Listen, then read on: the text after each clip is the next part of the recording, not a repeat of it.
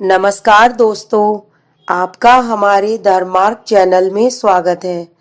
आज हम इस वीडियो में जानेंगे रमा एकादशी व्रत कथा, महात्म्य, पूजन विधि तथा शुभ मुहूर्त के बारे में। कार्तिक मास के कृष्ण पक्ष की एकादशी को रमा एकादशी के नाम से जाना जाता है। कार्तिक मास का पूरा महीना भगवान विष्णु को समर्पित होता है। सृष्टि के पालनहार भगवान विष्णु की धर्म पत्नी देवी लक्ष्मी का एक नाम रमा भी है। इसीलिए इस दिन एकादशी को माता लक्ष्मी जी के नाम पर रमा एकादशी के नाम से भी जाना जाता है। ऐसा माना जाता है कि भगवान विष्णु को देवी लक्ष्मी जी का यह नाम अधिक प्रिय है। इस दिन अगर विधिवत तरीके से भगवान विष्णु जी के साथ माता लक्ष्मी जी की पूजा की जाए तो माता लक्ष्मी जी की कृपा बनी रहती है। इस व्रत के प्रभाव से मनुष्यों के सभी पापों का नाश हो जाता है। व्रत की विधि। एकादशी के दिन सुबह जल्दी उठकर स्नान आदि से निवृत्त होकर सूर्य भगवान को अर्घ्य प्रदान करें। फिर व्रत का संकल्प लें और एक चौकी पर भगवान विष्णु जी के साथ माता लक्ष्मी जी की तस्वीर लगाएं। लाल तथा पीले फूल अर्पित करें। धूप दीप नैवेद्य आदि से पूजा अर्चना करें। फलों का भोग लगाएं। तुलसी दल अवश्य रखें। एकादशी व्रत की कथा पढ़ें अथवा सुने। इस दिन माता लक्ष्मी तथा भगवान विष्णु जी की एक साथ पूजा करने से माता लक्ष्मी तथा भगवान विष्णु प्रसन्न होते हैं और अपने भक्तों पर कृपा करते हैं। इस दिन तुलसी जी की पूजा करना भी शुभ माना जाता है। एकादशी व्रत का शुभ मुहूर्त। एकादशी तिथि प्रारंभ 11 नवंबर सूर्योदय से पहले 3:22 से लेकर 12 नवंबर 12:40 तक है। पारण का समय 12 नवंबर की सुबह 6:22 से लेकर 8:51 तक है। एकादशी व्रत कथा। एक बार युधिष्ठिर ने श्री कृष्ण जी से पूछा कि हे जनार्दन, कार्तिक मास में कृष्ण पक्ष में आने वाली एकादशी का महत्व तथा कथा कृपया करके बताइए। भगवान श्री कृष्ण ने कहा कि हे राजन, कार्तिक मास की कृष्ण पक्ष की एकादशी का नाम रमा है। इसके व्रत से समस्त पाप नष्ट हो जाते हैं। इसकी कथा इस प्रकार है। प्राचीन काल में मुचुकुंद नाम का एक राजा राज्य करता था। उसके इंद्र, वरुण, कुबेर, विभीषण आदि मित्र थे। वह सत्यवादी तथा विष्णु भक्त था। उसका राज्य बिल्कुल निष्कंटक था। उसके एक उत्तम चंद्रभागा नाम की लड़की उत्पन्न हुई। उसने उस लड़की का विवाह राजा चंद्रसेन के पुत्र साभन के साथ किया। एक समय जबकि वह अपनी ससुराल में थी, एक एकादशी पड़ी। चंद्रभागा सोचने लगी कि अब एकादशी समीप ही आई है, परंतु मेरा पति अत्यंत कमजोर है, इसीलिए वह यह व्रत नहीं कर सकता। परंतु मेरे पिता की कठिन आज्ञा है। जब दशमी आई तब राज्य में ढिंडोरा पिटवा दिया। उसको सुनकर शोभन अपनी पत्नी के पास गया और बोला कि हे प्रिय, तुम मुझे कुछ उपाय बतलाओ, क्योंकि मैं व्रत करूंगा तो मैं अवश्य ही मर जाऊंगा। इस पर चंद्रभागा बोली, हे प्राणनाथ, मेरे पिताजी के राज्य में एकादशी के दिन कोई भी भोजन नहीं कर सकता।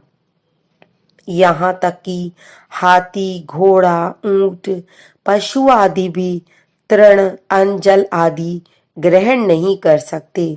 फिर यहाँ मनुष्य कैसे भोजन कर सकते हैं?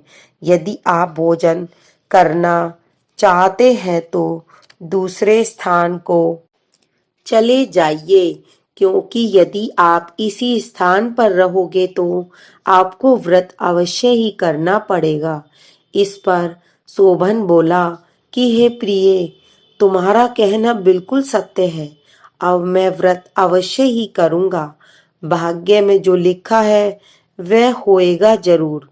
ऐसा विचार करके उसने एकादशी का व्रत किया और भूख और प्यास से अत्यंत पीड़ित होने लगा।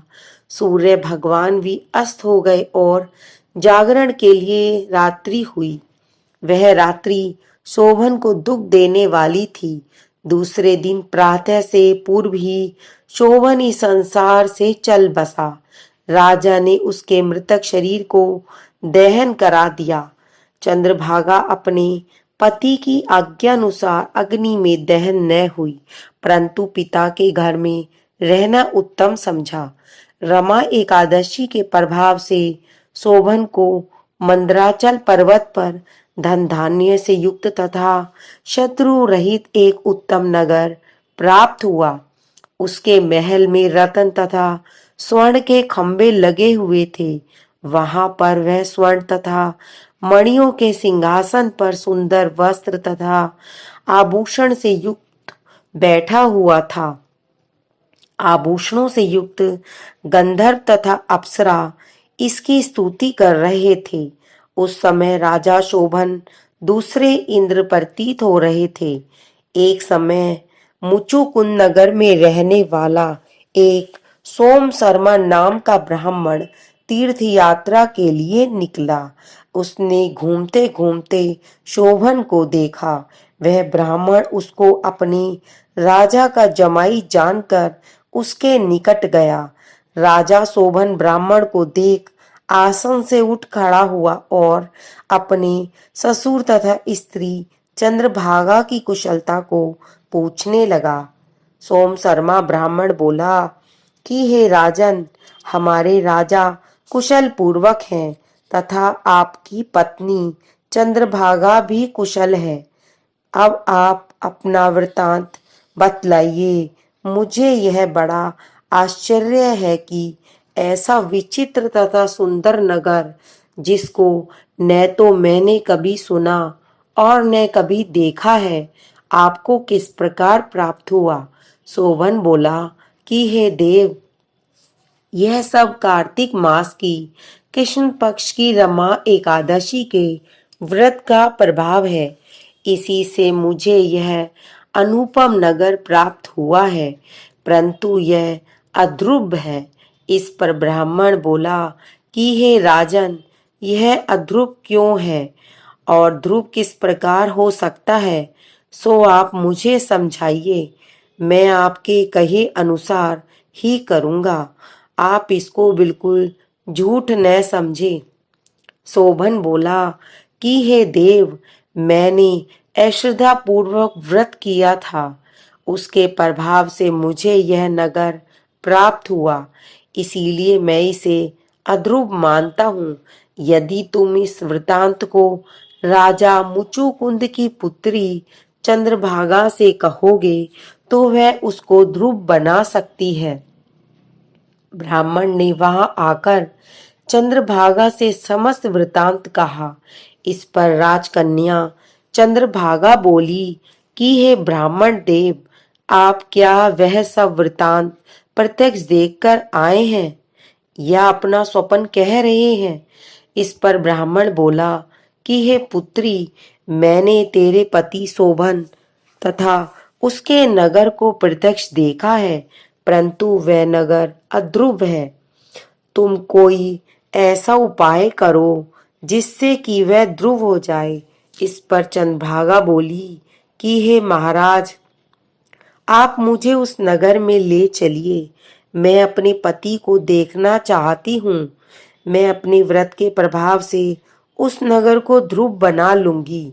चंद्रभागा के वचनों को सुनकर वह ब्राह्मण उसको मंदराचल पर्वत के पास वामदेव के आश्रम को ले गया।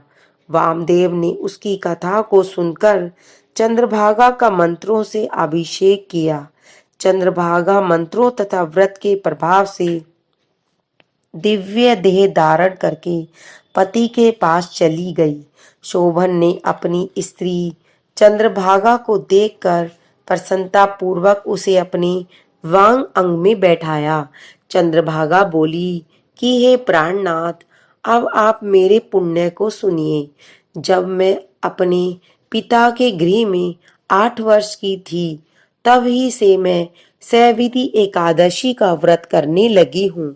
उन्हीं व्रतों के प्रभाव से आपका यह नगर ध्रुव हो जाएगा और समस्त कर्मों से युक्त होकर प्रलय के अंत तक रहेगा। चंद्रभागा दिव्य रूप धारण करके तथा दिव्य वस्त्र अलंकारों से सजकर अपने पति के साथ आनंद पूर्वक रहने लगी और शोभन उसके साथ आनंद पूर्वक रहने लगा। हे राजन, यह मैंने रमा एकादशी का मातम्य कहा है। जो मनुष्य रमा एकादशी के व्रत को करते हैं, उनके समस्त ब्रह्म हत्या आदि के पाप नष्ट हो जाते हैं। जो मनुष्य रमा एकादशी का महात्म्य सुनते हैं, वह अंत समय में विष्णु लोक को जाते हैं। इस व्रत से व्रती के सभी कामनाएं पूर्ण होती हैं और पुण्य की प्राप्ति होती है। अगर आपको हमारा वीडियो अच्छा लगे तो लाइक, शेयर और सब्सक्राइब अवश्य करें। जय श्री हरि।